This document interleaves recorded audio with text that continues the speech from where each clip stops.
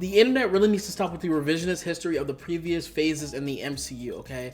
Yes, Marvel is in a low point now because it's built up to another phase, but let's not act like the previous phases of the MCU before the Infinity War and Endgame came out was solid movies either, okay? It was not a smooth sailing. If you go back to the first few phases, you had duds in it also. So when people are dragging down the new releases like Captain America and saying, oh my god, Marvel is such a low point, it's pretty much at the same point that it was before then. It's just that you don't know what it's building up to yet. And let's say Avengers Doomsday and Avengers Secret Wars or whatever is dropping is great and amazing. You're gonna look back on these previous films also and be like, well, it wasn't really that bad, was it? So everybody chill out, because if you go through the history, you'll see duds like Iron Man 2, the first and second Thor. The first Captain America movie people thought was mediocre, okay?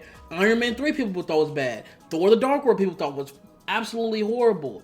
Then you had Age of Ultron, what people thought wasn't as good. People thought Ant-Man was good, but then the sequel was mediocre. People thought Guardians of the Galaxy Volume 2 was also mediocre. Then you have films where people thought was dumpster fires like Ant-Man and the Wasp and also Captain Marvel. Then you also had, now it's up to the new releases where it's like the Eternals, Black Widow, where people think it's just mediocre to bad. Then you have the really bad, which is like Thor Love and Thunder. If you go over the past few phases, it's kind of like every 4 good movies you have 3 either mediocre to bad films. So let's not act like the MCU was just perfect before Infinity War, okay? Let's chill out on that.